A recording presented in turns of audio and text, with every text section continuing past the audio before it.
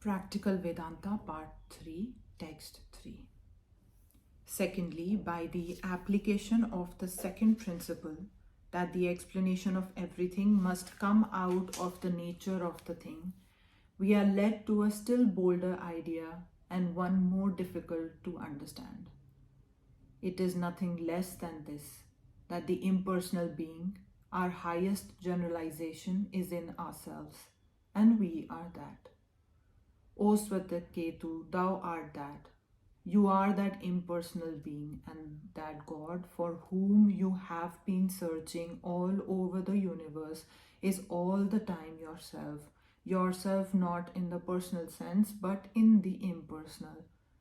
The man we now know, the manifested, is personalized. But the reality of this is the impersonal. To understand the personal, we have to refer it to the impersonal. The particular must be referred to the general, and that impersonal is the truth, the self of man. There will be various questions in connection with this, and I shall try to answer them as we go on.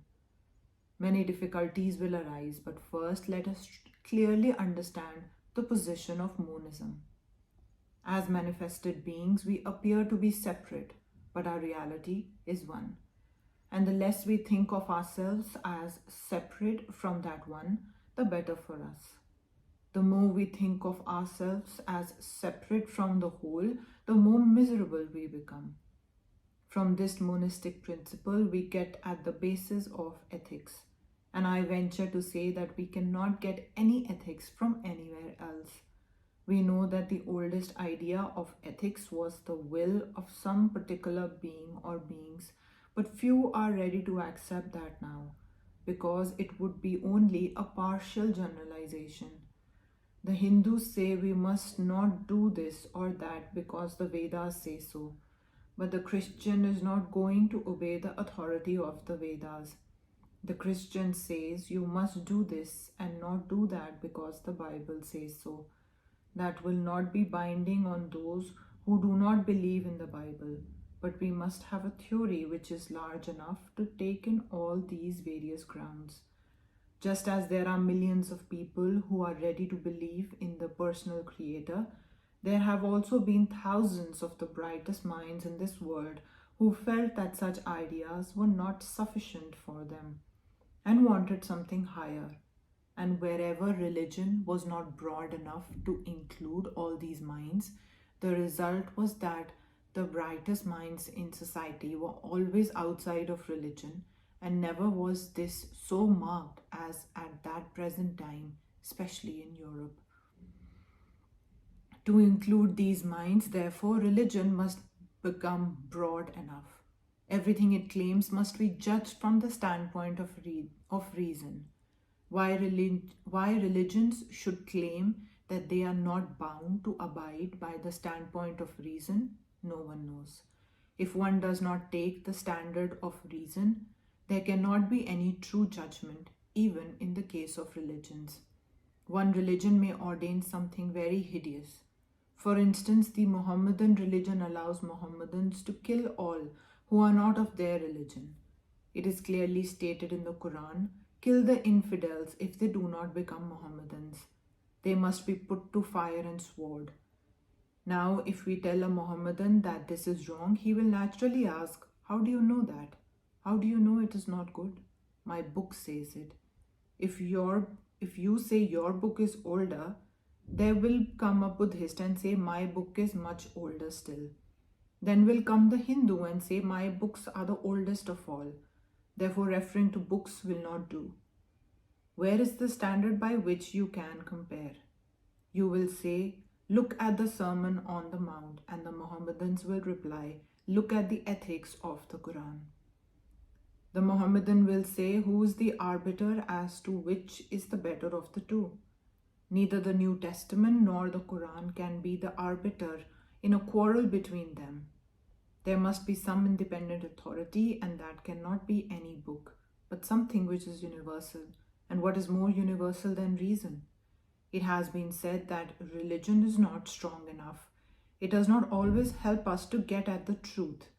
Many times it makes mistakes, and therefore the conclusion is that we must believe in the authority of a church. That was said to me by a Roman Catholic, but I could not see the logic of it. On the other hand, I should say, if reason be so weak, a body of priests would be weaker, and I am not going to accept their verdict, but I will abide by my reason, because with all its weaknesses, there is some chance of my getting at truth through it, while by the other means there is no such hope at all. We should therefore follow reason and also sympathize with those who do not come to any sort of belief following reason. For it is better that mankind should become atheist by following reason than blindly believe in 200 millions of gods on the authority of no anybody. What we want is progress, development, realization. No theories ever made men higher. No amount of books can help us to become purer. The only power is in realization, and that lies in ourselves and comes from thinking. Let men think. A clod of earth never thinks, but it remains only a lump of earth. The glory of man is that he is a thinking being. It is the nature of man to think, and therein he differs from animals. I believe in reason and follow reason, having seen enough of the evils of authority. For I was born in a country where they have gone to the extreme of authority. The Hindus believe that creation has come out of the Vedas. How do you know there is a cow? Because the word cow is in the Vedas. How do you know there is a man outside? Because the word man is there. If it had not been, there would not have been no man outside. That is what they say. Authority with a vengeance. And it is not studied as I have studied it, but some of the most powerful minds have taken it up and spun out wonderful logical theories around it. They have reasoned it out, and there it stands, a whole system of philosophy, and thousands of the brightest intellects have been dedicated through thousands of years to the working out of this theory. Such has been the power of authority, and great are the dangers thereof.